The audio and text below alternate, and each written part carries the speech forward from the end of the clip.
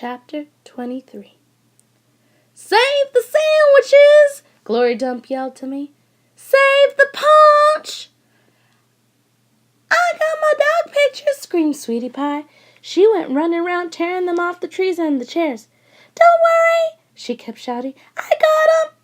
I grabbed the platter of egg salad sandwiches, and the preacher grabbed the punch, and we ran into the kitchen with him, and when I ran back outside, I saw that Amanda had hold of Miss Franny Block, and was helping her into the house. Miss Franny was so teetery in her high heels that the rain would have knocked her right over if Amanda hadn't held on to her.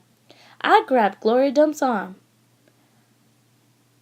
"I'm all right," she said, but she put her hand on my arm and held on to me tight. I looked around the garden before we left. All the crepe paper was melted and the candles were out, and then I saw Otis. He was standing there by his jar of pickles, looking down at his feet. "Otis!" I hollered at him over the rain. "Come on, we're going inside!"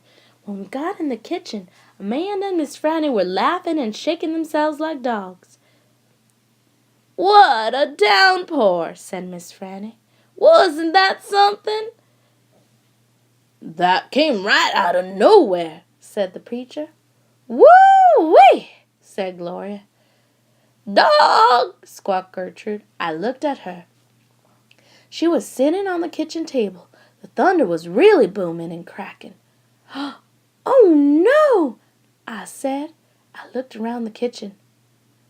"Don't worry," said Sweetie Pie. "I saved them dog pictures. I got 'em right here." She waved around her wad of magazine pages. "Where's Winn-Dixie?" I shouted. "I forgot about him. I was just thinking about the party, and I forgot about Winn-Dixie. I forgot about protecting him from the thunder." "Now, Opal," the preacher said, "he's probably right out in the yard hiding underneath the chair. Come on, you and I will go look." "Hold on," said Gloria Dump. "Let me get you a flashlight and some umbrellas." But I didn't want to wait. I went running out into the yard. I looked under all the chairs and around all the bushes and trees. I called his name real loud. I felt like crying.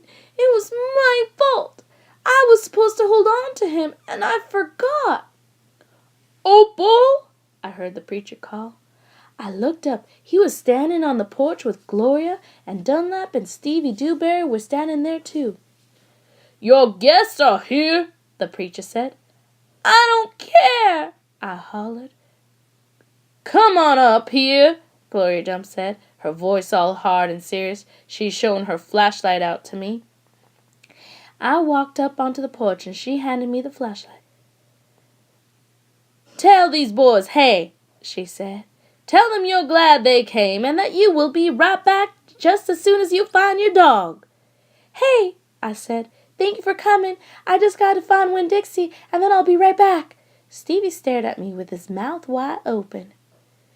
"You want me to help?" Dunlap asked. I shook my head. I tried not to cry.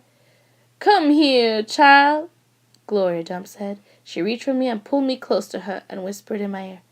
"There ain't no way you can hold on to something that wants to go, you understand? You can only love what you got while you got it." She squeezed me hard. "Good luck now," she called as me and the preacher stepped off the porch and out into the rain.